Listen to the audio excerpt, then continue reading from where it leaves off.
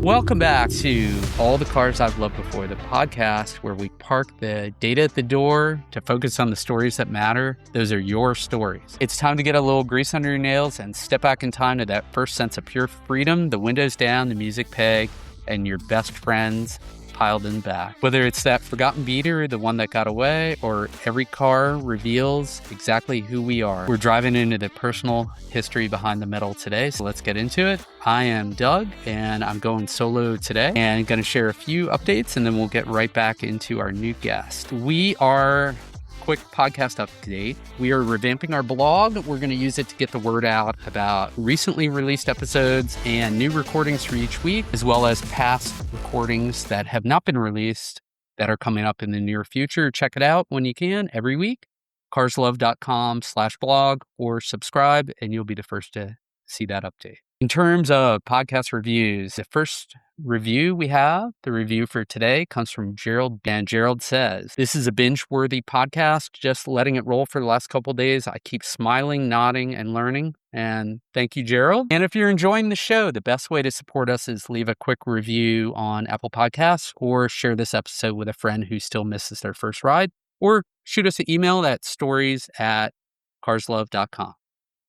So jumping into our guest. How did we find our guest? So many of our guests come to us just as referrals. In this case, past guest James McCrae and a good friend of the show, a car restoration professional from season 2, episode 7, titled Restoring the Past, referred me to today's guest, Mr. Brad Phillips, who, like me, hails from Maryland. And so welcoming Brad, a little bit about Brad's background.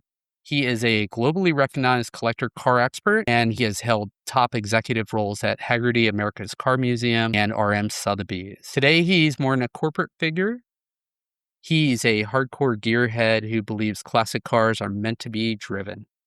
He's a respected concours judge, a veteran of the grueling Great Race, and founder of the Amelia Island Bus Tour. Amelia Island or Bust Tour. Having road tripped everything from a 100-year-old Peerless to a Ferrari 308, Brad's ultimate mission is to champion inclusivity, fun, and friendship throughout the automotive hobby. And welcome to the podcast, Brad. Thanks very much. Nice to be here. Yeah, as we talked about, I am the first one to ask you about your first car in a while. And with your great idea, and we'll get into it in a couple minutes, we're going to talk about your firsts of cars. And that's going to be a lot of fun to go through. Now, Brad, you currently serve as director of events for the Coker Group and the Great Race. Can you tell us a little bit about the Great Race and your role in it, and just background for our listeners who've never heard of that event? Happy to. And thanks for the walk down the memory lane of my LinkedIn, which is hilarious. I usually try to keep up and update it about every 5 or 6 years. It's nice to hear some of the other stuff I've done. Great Race has gone on for 40 years,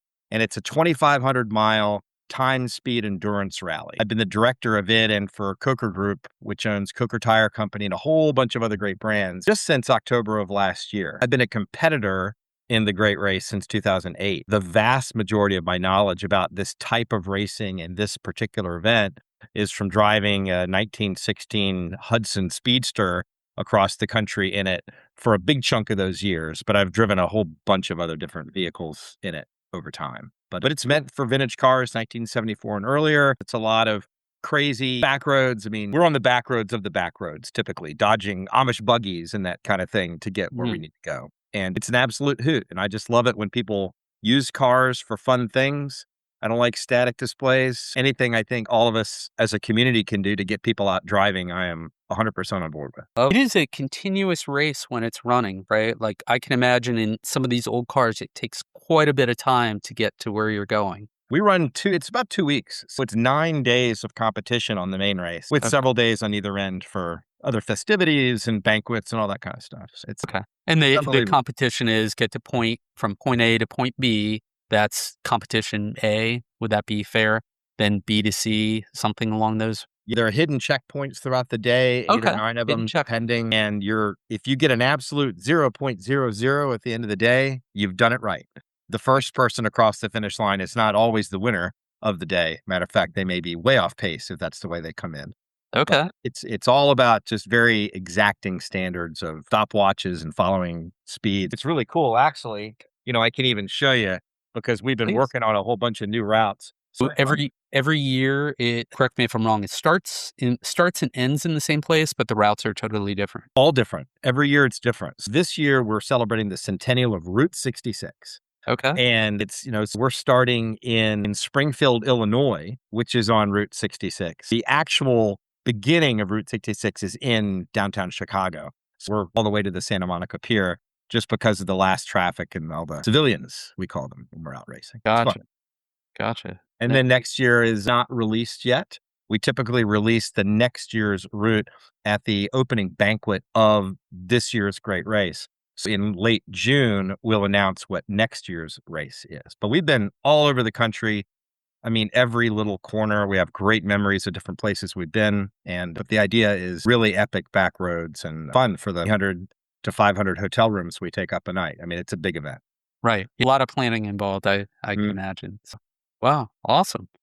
So before we get into it, I forgot to ask you, what has been your favorite episode?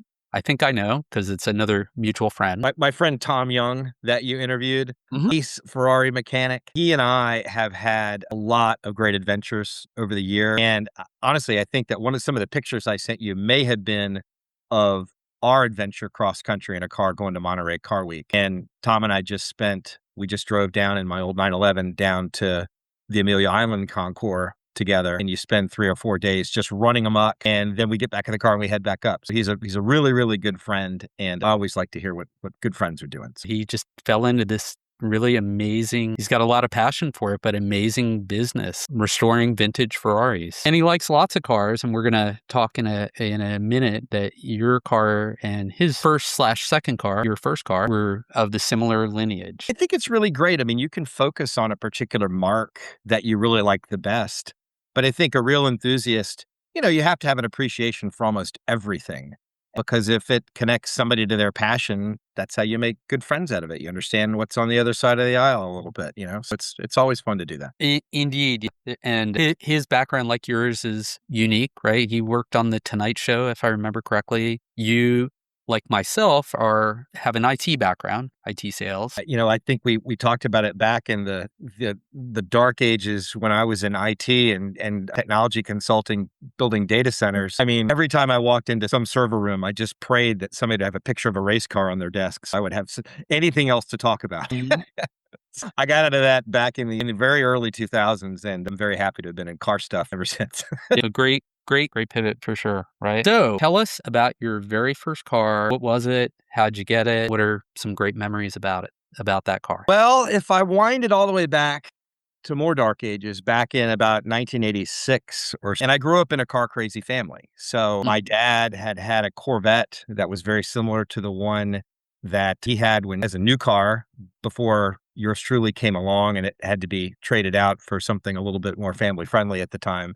But as soon as he could, he went back and he got another, C2 Corvette, big block. I've always grown up with having something around that I could take apart or play with or be a part of as a project. I remember my grandfather's 1950 Dodge that was in my grandmother's garage. That was just always there, sitting on a flat tire, hadn't been driven in years, but it was just part of the family, like an old dog. So every now and then we'd fire it up as a kid, and I just will always remember that kind of thing of just noodling with cars.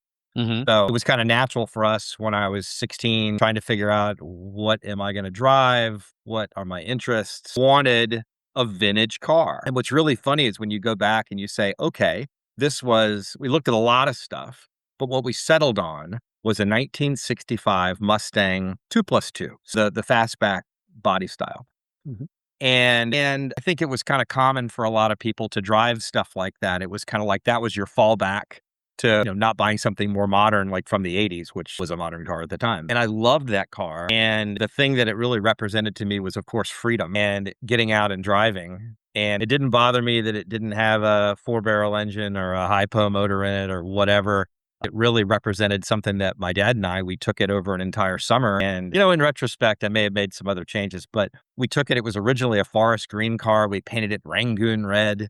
It had black interior that was kind of roached out. We put a Palomino interior. So we kind of made it our own. As you know, in Mustangs, even back then, had the catalog for Virginia Mustang Supply. And you could still, you could buy almost everything for these cars. You can go new old stock. You could find lots of used stuff, or you could just buy a kit. I think we bought an interior kit. It came in one box, and here's your new tan interior. And they're relatively inexpensive to mess with back then, and even compared to some other cars, they still are. It was just the greatest thing, and automatic transmission was fine. I really, as a young guy, just needed to figure out about what's this car going to mean, and I could flip up those seats in the back, and I could put 4 people in it with me. If I really pushed, 3 plus me was really the way they wanted it to go. But we spent a lot of time at the beach, going surfing in that car, doing big road trips, going back and forth between Virginia and Alabama. It was great. It was unbelievable, except for its unfortunate demise. Tell us what happened to the Mustang. Well, somewhere partway through my senior year of high school, a friend of mine we'd been mutually running each other's mouths about who had the faster car.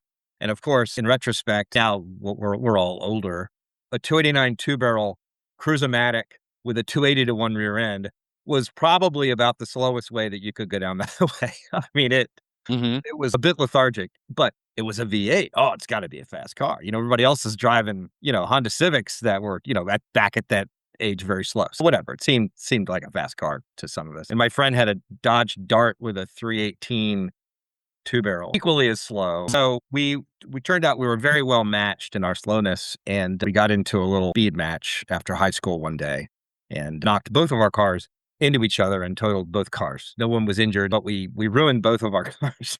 Not good.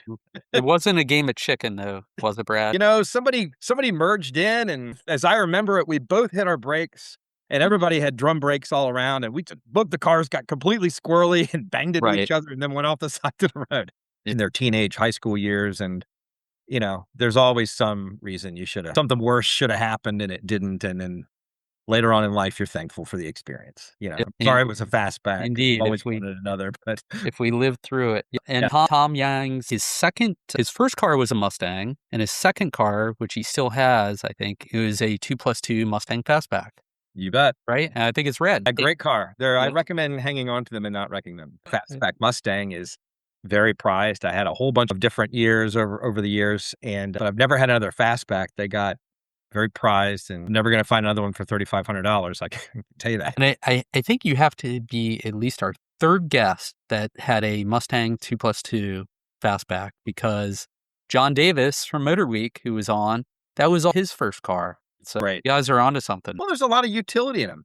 And with the seats folded down, you can just carry. That's right. And I'll admit that one, I've always liked cars that I could carry stuff in, like sports cars that you could all load with gear if you had to. And those early Fastbacks are, they're great cars for that. Wonderful cars. And, sorry, Tom, I got so excited about the Mustang, I forgot to ask our trivia question, which you'll probably know the answer, but we'll save it for the end. Okay. So hopefully our listeners will learn more about the Great Race, and this will excite them. In addition to your wonderful introduction about how the Great Race came to be and how it's continued since 1983. The Great Race founded by Tom McRae and Norman Miller, with a grid of 69 pre-World War II vehicles that took off across the country to compete for a massive $250,000 prize purse. The race started at Knott's Berry Farm in California. And our trivia question will be, where was the finish line? So we'll save that. But there you go. $250,000, a lot of money back in 1983. So what a great idea. The early days of this race, that was a lot of money now. The prize fund is still, I think it's $165,000 in prize money that we still give. In various classes, whether you're an expert or a sportsman or a rookie or a grand champion, and we get daily wins. You have overall winners. It's sliced and diced a whole bunch of different ways, but it's the Super Bowl for this type of competition behind the wheel. And what are, I should have asked this earlier, what are the year ranges? Like a car can be as old as it can be, but what is the newest that a car can be cut off? 1974. Okay. Is the newest. And there's a slight bit of wiggle room in that. If you've got a 1975 car that you wanted to enter, but it was identical in its manufacturing specifications to the 1974 model, would kind of look at that and say, okay, that's probably all right. You run on different factors based on how old the car is. Really, anything that is a 1958 and newer will kind of run straight up. Like whatever you go through a checkpoint, that's what you're going to get. That's your time. If the earlier cars than that get a breakdown, like the 1916 Hudson that I've been driving, I think our factor is like a 0.68 or something like that. We get a little bit of a break on the timing because they assume that it's much harder to drive this car. And it is. We've got a non-synchronized 3-speed and it's great. It's there's some work involved getting that car going and getting it across the finish line. And it does not hustle through a corner. It's a big, matter of fact, that's it. Like a friend of mine made me this great poster, which was a complete joke from Amelia with the posing on the front. That was all put together. That's the car we've been driving, and that's owned by the Stahl Automotive Foundation in Chesterfield, Michigan. And I'm a board member there and a good friend of the family, and they're all big supporters of Great Race and all the efforts. So it's really been an honor to race with them for all these years. It's just been great. So we're going to move on to your next car, and this was not your second car necessarily. There's no order in this. What was the first car that you bought with your own money as a fun car, not as a utility? What car was it, if you remember? Oh, yeah. That got me down the road of it turned into a big love that I didn't even realize how bad it was going to get. This was probably, this was around in the 90s or so. There's always that leap that a car person gets a chance to make, hopefully, at one point in life, because you can take it apart and not have to have it back together by 8 o'clock in the morning to then drive to work. I was at the time looking in newspapers, and you'd go to the 7-Eleven and you'd open the sheets, and it was the nickel sheets and all this sort of stuff on when you look for all these car sales and things. That's right. That's right. Even now it's Facebook Marketplace and it's Craigslist. This was the paper version of those things, and I was living in Wilmington, Delaware at the time. So I was kind of looking in a radius around that. And in Woodbury, New Jersey, there was a 1968 Porsche 911T. And I didn't know at the time anything about what a T was or an E was or an S was or any of that stuff. I just knew that it was $7,900 and it looked really cool. And I went to go look at this car, and I had a friend drive me up there. And I mean, now these cars, this is what they call a short wheelbase 911. So anything 1968 and older is the very first iteration of the Porsche 911 and Porsche 912 wheelbase wise. Okay. They are, they extended it by some small amount of millimeters to make them the long wheelbase cars as they extended, and they made them handle a little bit better every time. The track got a little wider, tires were bigger. All this sort of stuff in the evolution of the Porsche 911 to where it is today.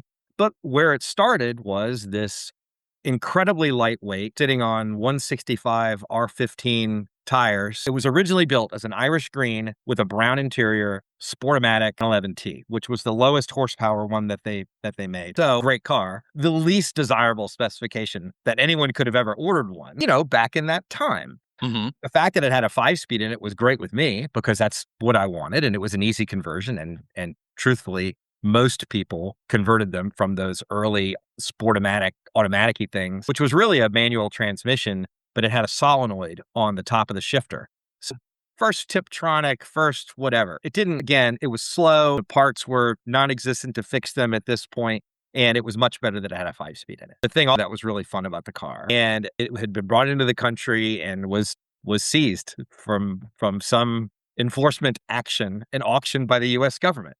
And there was all this paperwork with it that said it couldn't stay in the country. They had to get rid of the kilometers per hour speedometer. They had all this other stuff. But that's why, this car had a life. Like it had already really lived and had not been taken care of and loved until Mark had it and made it a pretty good runner. So it all seemed great to me, and had it when I met my wife, and I moved it to 4 different states with me on the back of U-Haul trucks and it eventually got painted silver. I eventually found a set of correct Fuchs wheels for it and over time we were really able to personalize it, and I built it the way I would have ordered it if I'd had the opportunities. The silver, and I had a red interior that I'd gotten out of a parts car. That was perfect. It was and you just don't find those opportunities anymore. Things are so expensive. And not just in Porsches, but in lots of things. But in this era, in the 90s, it was easy. And I joined the Porsche Club in every state that I lived in and learned I have my original letters that I would write into the Porsche Club asking about, I was moving to Colorado and how do I tune these Webers?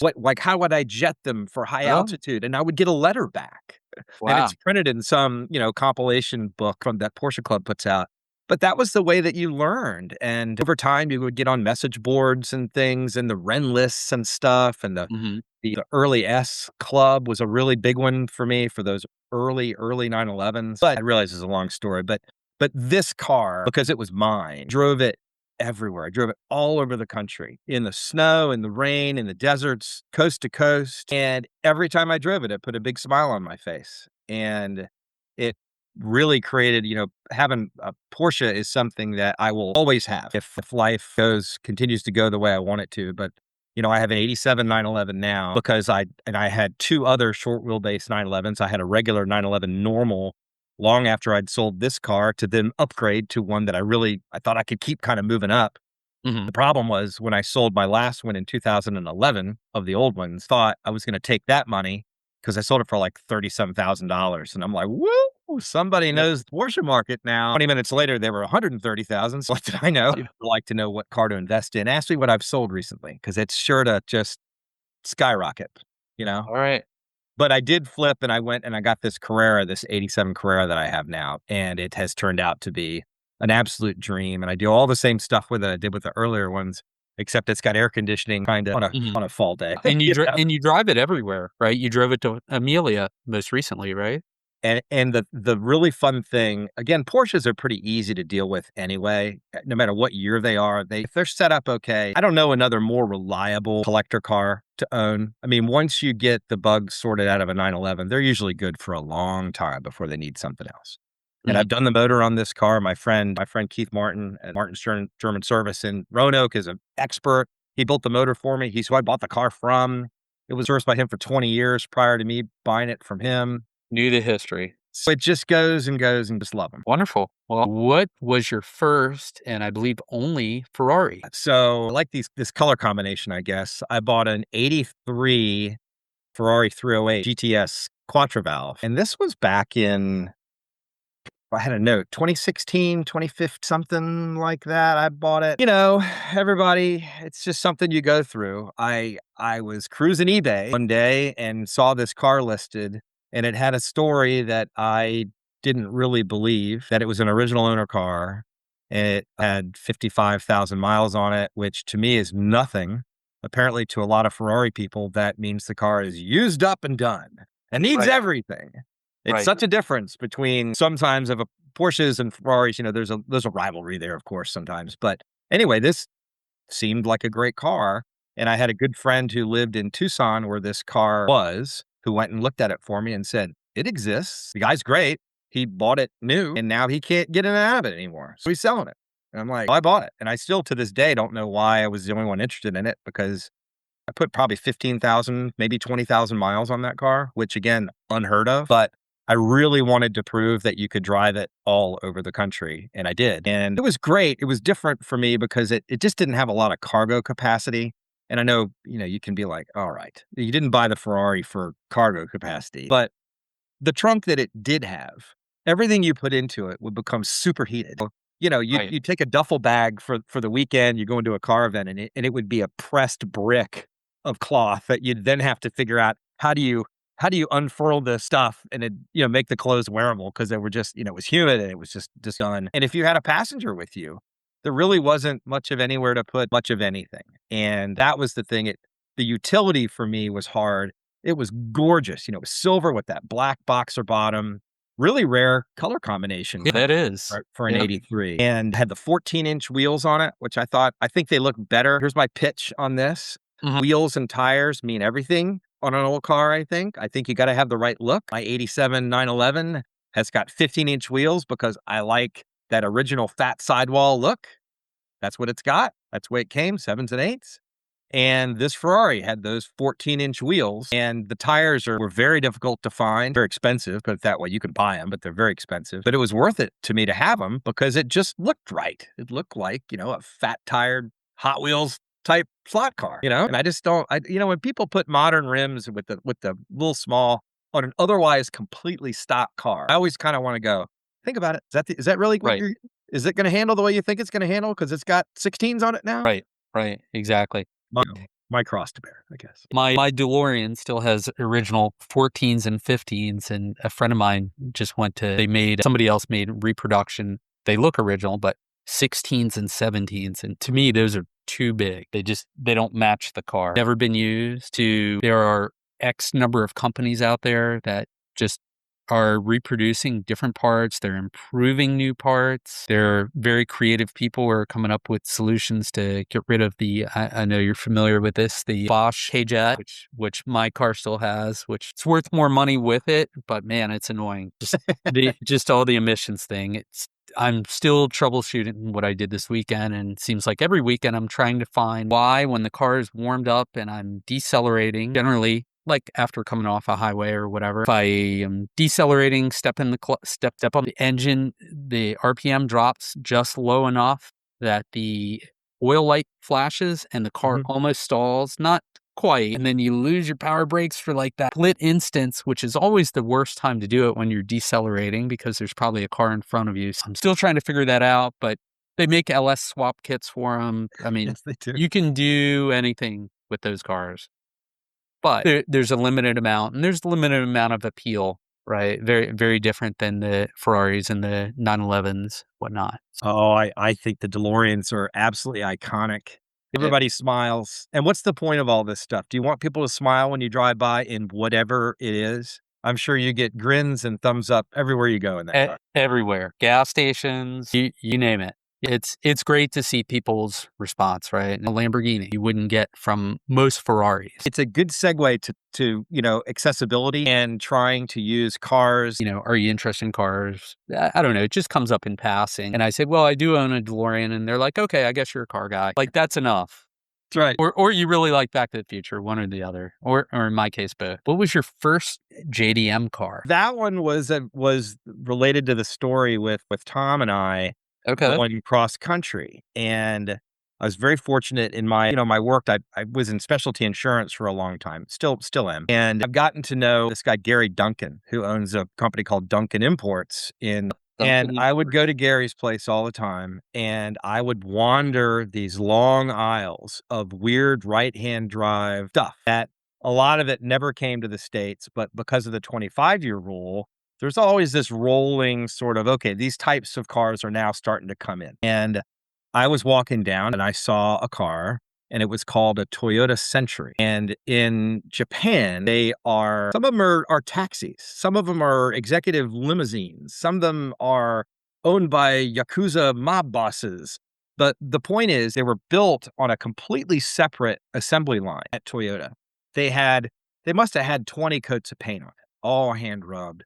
Beautiful, the wool interiors. I mean, they were the Rolls Royce of Japan. And that's the way they were advertised and sold. But beautiful, beautiful car. And long, 4-door. And mine was the one I'd picked that I thought was just the coolest was like this dark royal blue. Anyway, it was just really, really neat. And drove it back from Virginia back to Maryland. And I'd driven right-hand drive cars. I've never owned one in a practical sense of understanding the differences in that.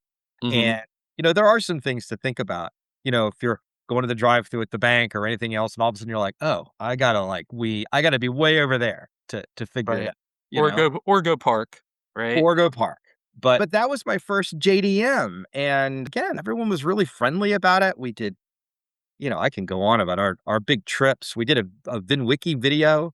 If you go out and look at Toyota Century cross country to Monterey, whatever, however you type stuff into Google, you'll find it.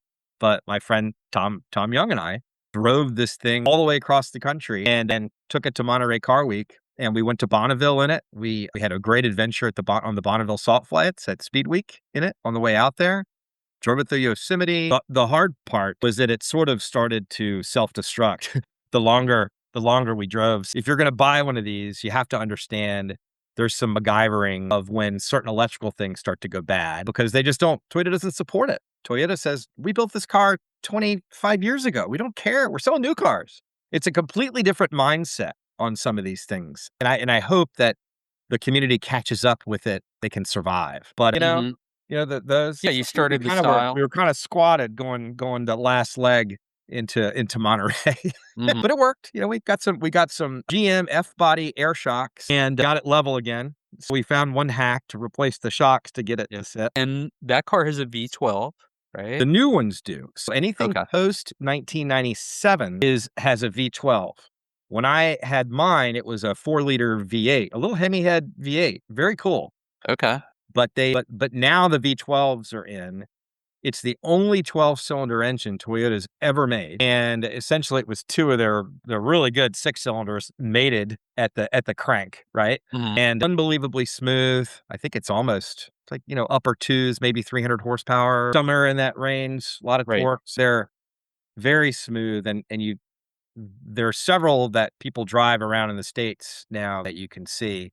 And I know somebody in Denton that has one. I've seen one at Katie's Cars and Coffee in Northern Virginia. So did yours have a TV in the back? no, It's in TV? I laugh because I called mine the sport model Okay. because it had 2 buckets, I had a console, and I had the doily delete. It did not have the little doilies on all the seat covers. Okay. Mine was the slightly shorter wheelbase one, not the one with the curtains and the extended Okay. Just rear. the sport model, like you That's said. right, the Right. 6,000-pound sport model. Right. See, Mine would be like a Nakamichi stereo system that was all factory, and the person who was being chauffeured could control all the stuff in the car, electric headrests and all, and you know, what do you call it? You know, the muscle memory seats and all this kind of stuff. You're massaging all the mhm. time. All this was controlled by remote control in the back. It did not have a TV, but it had every kind of audio and sensory thing you Yep. could imagine in this thing. It was hilarious. Well, I need to find that video and watch it because that just sounds like fun.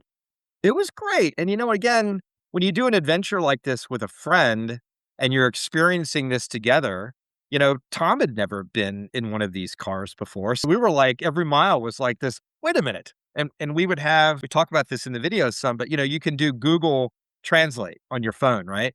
So we were just basically holding our phone up around the car, translating what all the buttons did while we were on this trip together. You hadn't had the car very long when you took it on this cross country trip. You just picked it up, drove it home. Had around a little bit, amused, and we'll just enjoy ourselves, and it's Nice, perfect. nice. Well, that's on my list to go cross country one day. So I'll have to maybe as part of a caravan, that would be fun. Not in my DeLorean, but because You could. that clutch is heavy. My goodness. Really? It's the heaviest clutch I've ever had.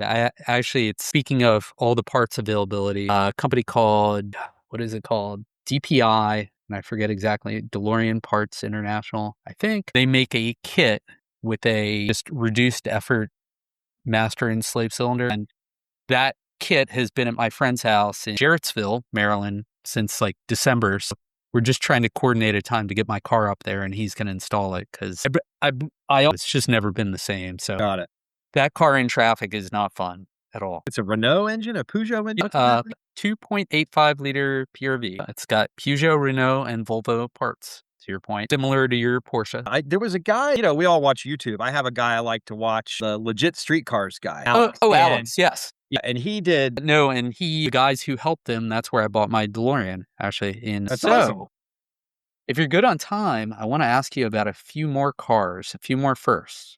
I am, but I feel like I'm talking a lot. Should I be No, letting you ask me no, more no. questions? You are lit up and you are doing exactly what you're supposed to be doing. Okay. For everybody who's listening to the episode, Brad is great when you're listening to him, but if you watch him on the YouTube video when it comes out, even better. And the backdrop in his place is phenomenal. Just all the great pictures, the quintessential Porsche 911 Turbo in the background, and a lot of automobile memorabilia. So with that said, My first pre-war car that I have owned, I had a 1917 Willys Overland 90BT. So that was a 5-passenger touring car, and it was absolutely bizarre. You know, that one wasn't great.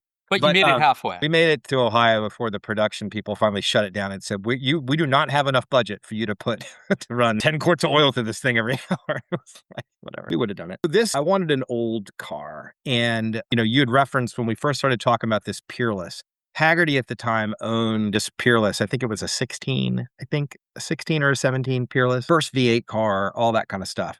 And it was not a car that I ever drove, but we had some talented people that were on our staff that did drive that particular car in great races when I was first getting started with all of it. Really, really great. And I knew something, or if it was going to be a full-bodied touring car, but there's just a certain difference when you say I have an old car, and most people think of a 50s something. I'm sorry. A 50s something car or a 60s something car is not an old car. They have automatic timing. You're just going to drive it. It's basically going to do what it's supposed to do. When you get earlier than that, 40s, 30s, 20s, you really start to roll back, and you have to have a different level of mechanical understanding about what's going on. And you're listening for the change in tone. And when I moved to Maryland, because you're in Annapolis and I'm in Salisbury now, I moved here in about 2012, I think. There was a car museum that was in town, and it was in Ocean City, Maryland. And it was a Wheels Through Time, not Wheels Through Time. That's that fantastic one at MacGyvering. Wheels of Yesteryear. Anyway, one of those types of Wheels of type things. It had been there a long time, and it was owned by the Trimper family, who owned all the amusement parks in Ocean City, Maryland. You know, all the big. Okay. I didn't know. Is it still there? No, it is Okay. now a Hampton Inn, which is a Okay. shame. But Yeah. it did give me the opportunity to own the car because they were liquidating everything. And you would go, I basically went on Craigslist, and there was this random ad for a 1917 Willys Overland, and along with a whole bunch of other cars. And I'd been in this museum before, and I was like, kind of think I know what that car is. I went and checked it out, and what I didn't know, I mean, I thought I was going to drive it out of there. I was like, oh, we're going to put some air in these white, hard as a rock tires, and I'm going to drive it back on Old Ocean City Road, and I'm going to have this car. And it was not very expensive, but anyway, I bought the car. And the funny thing about it, and why I ended up loving it for so long, I think, I don't know, but maybe 8 years or something like that. And when I brought it in and I was excited, I went to one of my first car club meetings for my local AACA. And I said, I'm Brad. I just moved here from, Colorado and then Nashville and now here. And I own a 1917 Willys Overland. Half the club was like, well, I used to own that car. Hey, that was Billy's old car. That was Jack's old, whatever. This thing had been the village bicycle of pre-war cars around this club. And it had always been on the eastern shore of Maryland, which is weird. I think it was sold. Yeah. It was just kind of around. But the funny part is I'm talking to these guys. Everybody in the club, for some reason, had spare parts to it. That told me how many times this car had been apart. Right. I'm not sure what part of, George Washington's axe I actually had here, but it is a bit of a project for many, many people. Although it still had its original engine stamp and original chassis. So at least it seems like they had put it back together with at least the main original stuff over time. But anyway, so I get it home, and I realized that the guy that I had bought my house from, this gentleman, Jack Graham, had owned this car. And when I brought it home, put it in the garage, it went right back over its oil spots that had been left there 30 years ago, which was when he had owned it. The oil spot lined up. So it was just really wild when you think of all the little connections that went around what this car kind of was. And I loved it. It was a 3-speed crash box. You had to set your timing and all this stuff on the steering wheel. It was a little 4-cylinder thing. I learned a lot about taking care of that kind of a car, leather cone clutch, but it was always fun. I used to do videos with it and, about the prairie chokes at the top. If you hadn't driven it in a while, they had these little brass cups on top of the engine that you would fill with a little dab of fuel, and you'd open each one to put fuel directly in the cylinder. That was the way they did it. Instead of spraying ether down in it to fire it up. If it was cold, it was built to do this. Right. I don't know. That has made me really love these cars. And yes, I worked with the LeMay folks, America's Automotive Trust and America's Car Museum for a stint. And we were considering moving. And I was like, I cannot take this car with me to Washington State. And in a weak moment, to a person in the Willys Overland nightclub who immediately carted it up, put it in a container, and took it to England. Okay. Right. But I'm looking for something else. As a matter of fact, I've been talking to a friend of mine about a Franklin. And I think having a Franklin would be fun because they're air-cooled, and I could have an air-cooled pre-war car with my air-cooled 911 stuff. And I think that'd be, which was funny because Benny was known for Maxwell's, and so everyone always said it was a Maxwell, but the car in the video is actually this car. So, And did you find that out through the local guys? Is that how you? Learned I about did because it was advertised as the Jack Benny ironclad chain of ownership document. But I do still have a picture of him in the car hanging in my garage. cool. It was that. That's awesome. Didn't make it worth Awesome. any more or less. I couldn't For account. you, it's special. What was, back to first, Mhm. what was your first parts car that you wish you had kept it, you had restored it instead of taking parts off of it? This is one of those things that, people restore cars now. They'll start with a more of a rusty Hulk than people used to take the time to do, as time has moved on. This is kind of still along the vein of the Porsche stuff. I was visiting with a guy who had a museum in Tennessee back when I lived in Nashville. And he was talking, we were talking about cars and this is what I got now and yada, yada. This guy actually had like a movie car museum. It was just it was completely random. And he goes, well, I got an old Porsche out back. Hey, Porsche. I got a Porsche. It's out back in the trees. It fell down. The trees fell on it in a tornado in the 80s. And I was Stuck like, there. what? So I hiked back in this guy in the woods and there was this 1965 or 6. He didn't really even know what year it was, but I could tell that it was old. It was certainly pre-67 from some of the tells on the car. And sure enough, had a tree laying across it, but somehow it was fairly complete, I thought. I don't know. But it was stuck down in the mud. It was full, leaves. It was your classic car left in the woods for 25 years thing. 25 years. Wow. And I said, I'd love that car. I could maybe some of the parts can help my projects. And he goes, well, I had a scrap guy offer me $200 for it. So if you'll give me $200 for it, you can have it. And I said, I'll give you to it. I'm looking in the thing. I'm like, one gauge, if that still works, I could sell it on eBay and recoup the investment from this or whatever. Easily. I went back the next day with a trailer, and much to my dismay, he had already helped me out by cutting all the trees out of the way, wrapping a chain around the front of it, and hauling it out of the woods with his Forerunner thing. And I was just like, and the whole front of the car was now pulled out. Right. But now you could get a look at it. And it was rusted Swiss cheese from the door handles all the way down to the thing. This was just paper thin metal. But we got it pulled up on the trailer and I ended up putting it in the garage and built a big platform for it. And actually, I harvested everything I could off of that car because it turned out to be, once I got it home and could research, it was the 500th Porsche built that year. It was 351 500. So a very early car. Everything on it was still date coded 1965. And it had some really neat things. It was a 5-dial car, but it was not restorable. So I got the pieces that I could use. And I actually have a friend, the door sill plates were different for those early cars. So any reproduction parts you buy, they're shaped just a little different. No one in a million years would notice, but if you know, then you know. My buddy Logan out in California, a good friend and a guy I used to work with, he had an early 12, and I was able to salvage these things, clean them up, and give them to him for his projects. He now has the correct sill plates for his car that came off this thing. So there were a bunch of little parts that I got off it that I sent to other people that I knew would need them and then eBayed the rest. But now I think with how old the car actually was and the fact that it still had all its VIN numbers on it and the engine case and stuff like that, I'm pretty sure to restore it or at least rebody it in some way with maybe another Hulk in slightly better condition. But I don't know. I don't think I could ever part another car out again. But in my defense, you had to have seen it back then. And when they hauled it unceremoniously out of the woods, it was tough to see. It was ready to go. And for our listeners, and correct me if I'm wrong on these facts, the 911 came out first. I think they had a bunch of leftover engines from 356, and that became the 912 to make it a little bit cheaper because the 356 had been I don't want to use the word poor man's Porsche because, my gosh, they made a budget version of the 911, which became the 912. Is that pretty accurate? You're pretty accurate. There was actually a time when the Porsche, the 356C and the 912 were actually in the same dealerships. There was a little bit of overlap there as they were phasing out the old and putting in the new.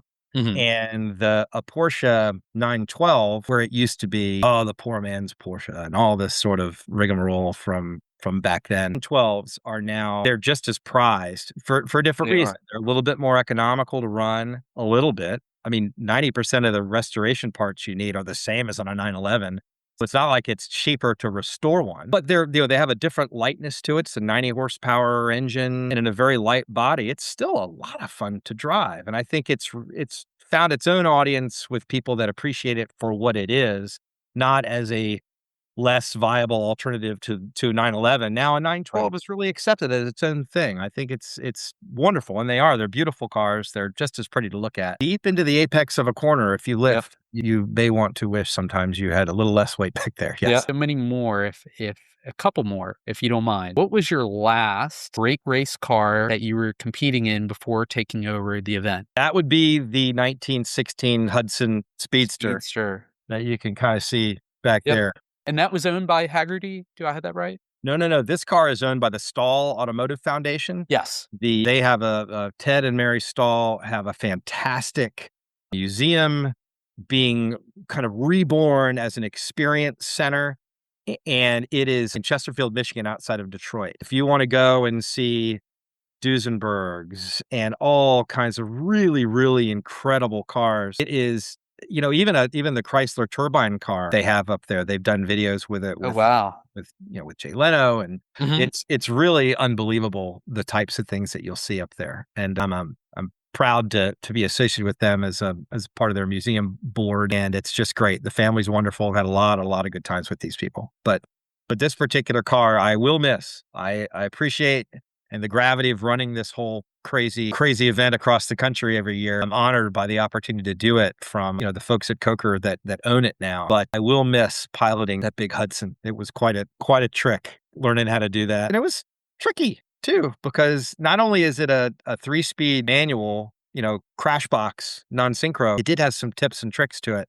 We actually have a gear vendor's over-under drive that hangs off the back of the tail shaft. If you're on a big long transit, you can kick it up and drop the revs down so it'll survive going 55 or 60 miles an hour for really long stretches. There's some cool little things that you can do, like, again, with any pre-war car, lots of them have, different types of overdrive, Mitchells and Columbia rear ends and all this that kind of extend the range past what the cars were able to do when they were new.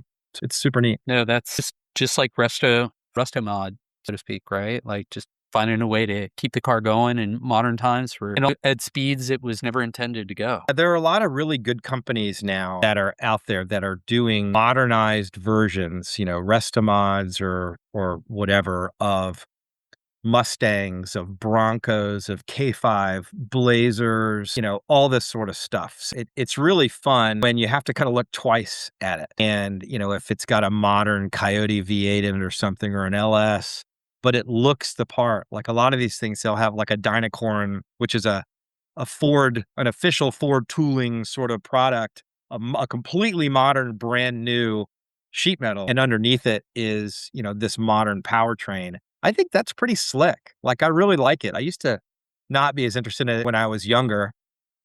Now that I'm in my 50s, all of a sudden, a car with air conditioning is not the travesty that I used to consider it to be. Very happy to have it. Agreed. He was our first guest on our pilot episode. My friend Devin, he just got his wife, and I can't remember the brand, but it looks like an original Bronco, but fully modern. They can't even call it a Bronco. I forget the name, but Coyote V8 in it. It's hopefully I'm going to review that car sometime soon. So it's a pretty impressive vehicle. Well, I'm close with all the touches. The people at Velocity Restorations in Florida, and they make the Broncos, and they make a lot of these things, and they're really, really good. You're right. There are several companies that make them. I've been to the plant, like the restoration facility where these guys make them, and it's a computerized assembly line. It is absolutely unbelievable, the tech that they have to build these things and make them come out the other side. The way they look and drive is. And the assembly line's fully modern. These things are $300,000 now. That's what I've heard. Yep. And the way options go and everything. But if you wanted absolutely turnkey, they sell like hotcakes. Speaking of newer vehicles and older ones, what is in your garage right now? Right now, I have my 87 11 Carrera. It is still largely original and untouched, which I really love. It's guards red, hated. It's like every now and then, every few years, we'll buff it out. It'll be nice and shiny, and then it'll sort of quiet back down to a nice faded red again with a black interior. Really, really love the car. It's kind of an annual thing that we just trade the cars around. We do a lot of touring in the car. Number on it, right? The livery. You have for after any event, I'll leave the stickers on it and stuff, and then I'll peel them off. But I've driven it in our our 2-lane touring events. That's a company a couple of friends of mine and I have, and we've been putting on events around the country. I drive it in other people's events all the time, and we just have a really nice time with it. So the Carrera, and my wife drives it. My wife will get in that thing, and I'll just come home, and she's gone. And Okay. it's, again, perfect. You just fire it up and go. You don't have to Exactly your explain to goal for it. somebody how a modern 911 works. I have a 1966 Sunbeam Tiger, Okay. which is a little British roadster with a Ford V8 in it. Right. And Ford V8. this is the second one of those I've had. I've had this one 10 or 12 years. It's taken it apart. I've taken the engine out of this thing at least 3 times. I've tried to make it a hot rod. It didn't want to be a hot rod. The whole car, I twisted it like a pretzel by doing a clutch drop in it after I put a Hypo 289 in it a few years ago. Oops. I didn't like that. I will say I shredded everything. Shredded every mount in the car. Shoved I mean, it twisted bad. The radiator got into the fan, broke both motor mounts. I mean, everything. It just was not happy. So now it's got the original 260 cubic inch V8 back in it. The only thing that is not stock is I've got what they call an Edelbrock F4B, which is a vintage 4-barrel manifold from the period that was actually part of an options package that you could buy for Sunbeam Tigers called the LAT1 package. So I have that on it with the first generation Holley Sniper EFI system. And I really wanted to see if I liked it, if I thought the EFI was incredible, better than a carburetor. And I think the jury is out. It's certainly a lot more complicated. Before I'd had points distributor and a 2-barrel carburetor or a 4-barrel, and it just did what it was supposed to do. It's faster. It absolutely runs better with the EFI on it, and there's no stumbling, and it's a nice, snappy car. But I had to do a lot of complex things to it, and actually have some professional help, even from another buddy of mine, who actually helped put it all together with this fancy MSD distributor, computer controlled, all this stuff. I mean, it is as high tech as a Sunbeam Tiger can be. But I don't know. I liked it just fine with the 2-barrel too. So, It was whatever. an experiment. A bit of a Frankenstein, perhaps. It looks stock. That was, again, my goal. I'm still running wheels with hubcaps, and the whole thing's a little patinaed at this point. I am having the seats done. I'm supposed to drive it to the Sandhills Motoring Expo in Pinehurst, North Carolina in May. I'm the grand marshal of that event. I drove the 911 down there last year. This year, I promised I'd bring something else. We'll see if I can survive it. It's hot. Top doesn't go up. I haven't pulled the top up on that car in years. So I just am just out in the weather, whatever's going on in it. It's fun. Neat car. Yeah. And then I guess the last one is I've got an E46 BMW that is not really even an old car. It's an '01. It qualifies for historic tags in Maryland, and I keep it around and drive it like I would any of the other old ones. But the reality is, if I'm going to a car event and it's boiling hot outside, I know that's the one with the good air conditioning, and that's probably why I'm taking it. It's a convertible, right? It's a 330 Ci. And, if you want an E46 BMW, it's the heaviest way to go. There's no doubt about it.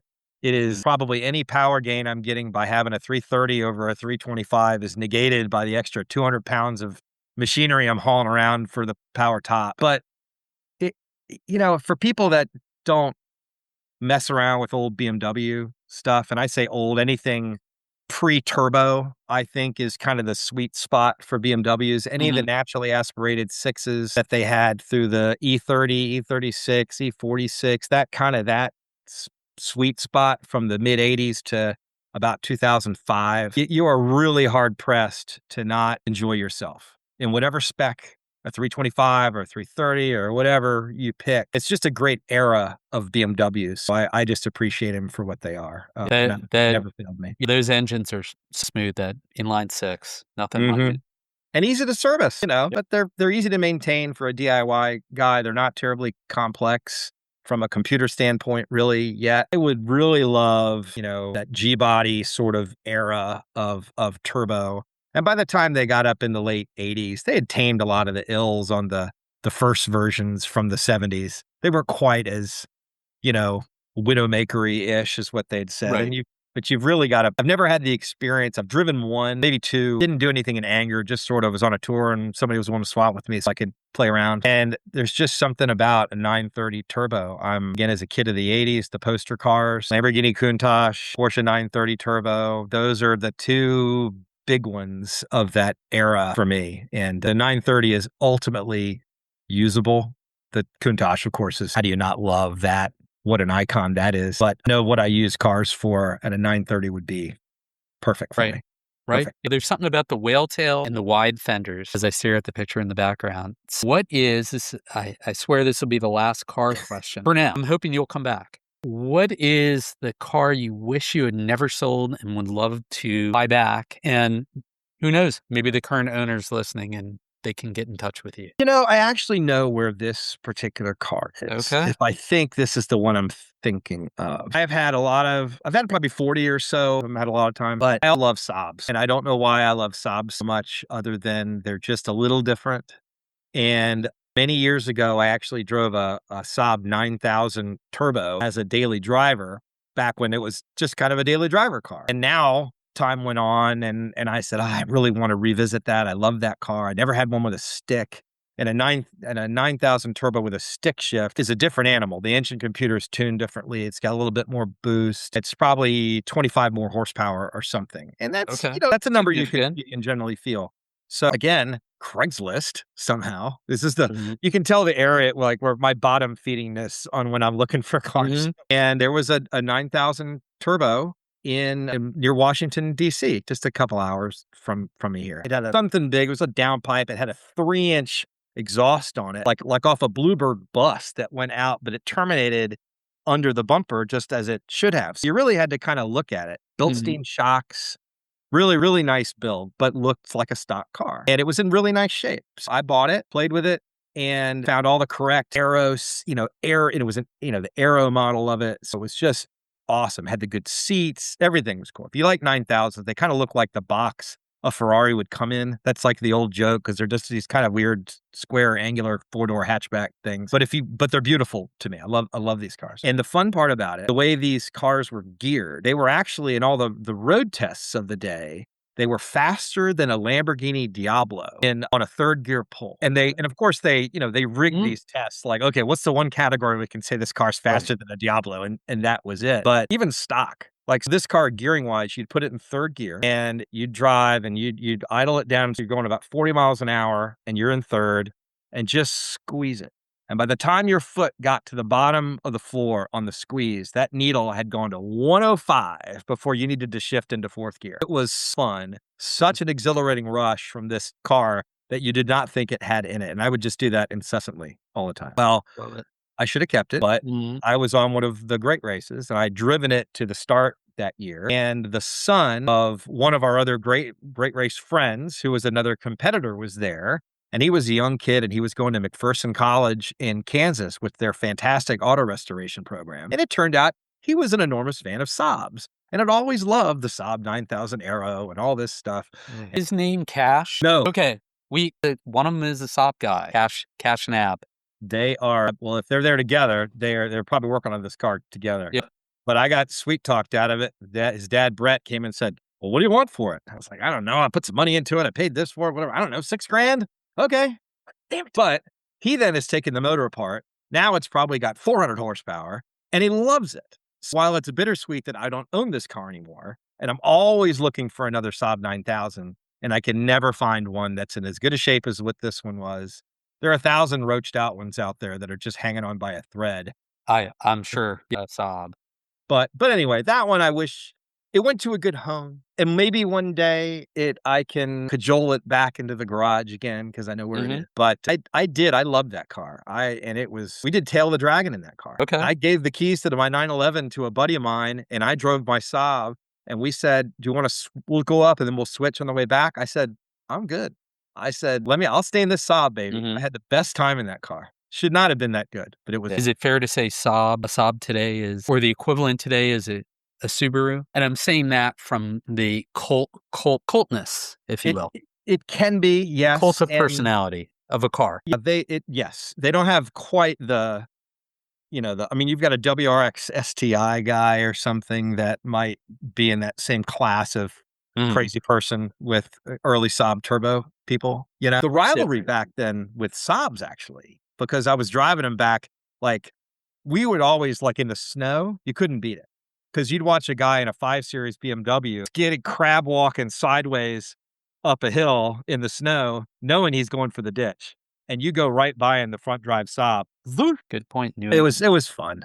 Everybody's got to have a rivalry doing different things. For sure, for sure. We're starting to close out, but I wanted to revisit the answer to the trivia question about where the first great race started in California in 1983. We know it started there, but where did it end? And don't know if you know the answer. I'm not going to give it away. Look it up. All right. That's for your listeners and viewers here. Very appropriately, the Indianapolis Motor Speedway in Indiana. There you have it. Different places all the time, different routes. You're planning some of them. With all that said, Brad, are there any special causes? I'm sure there are many, but special causes that are important to you that we can share with the listeners. Well, that's awfully nice of you to do that. You know, our great race, we have what's called the X Cup Legacy Fund, and it promotes scholarship. And in our race community, we have teams from high schools and technical colleges that come participate with us, and it helps defray those expenses for them. I really like that. That's kind of one of our internal things that we do. Me too. Love it. You know, I've got a lot of friends that are involved in lots of different sorts of things out there. So Okay. really, I love car museums. I will tell you that is one thing. If you have a local car museum, support it. Be a member of whatever membership thing they have, and you wouldn't believe how meaningful that is for a museum. Is to say, okay, they're gonna pay $50 for the whole year, and you get these great benefits or something, and that kind of recurring revenue really helps a lot of museums, and many of them struggle. Some are more funded than others. Just find your local car or airplane or boat museum, whatever you love the most, and support it. Okay, wonderful. And when is the great race this year, 2026? End of June. So you would go the last couple of weeks of June, typically, to the very first part of July is the general slot for the event. Okay. Well, we'll be looking forward to it and following it online as closely as possible. Come see us on Route 66, and we've got a lot of really great people. The Peterson Automotive Museum is running a team. Wow. Edelbrock, Summit, Jegs. I mean, you've got kind of all the big names of anybody that you have going on in the automotive world, and they all run their own social media around it. So you can follow a lot of different teams on this whole thing all the way across. It's epically fun. And all our great race content is on YouTube, on the web, Instagram, all those great things. Awesome. Well, we'll be sharing all those links with your episode, and I can't wait to start watching it, especially now knowing you. So, awesome. Great to spend some time with you.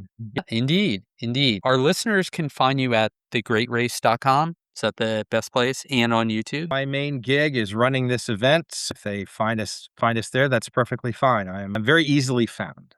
Okay. And come see me at the Sandhills Motoring Expo in May. Hopefully our listeners will stop by and look for you and say, heard you on the podcast. That's right. All right. As we slowly and gently, we avoid the curbs, steer the podcast into the pit lane, I want to thank our sensational guest, Brad Phillips. It was an honor to have you on the show.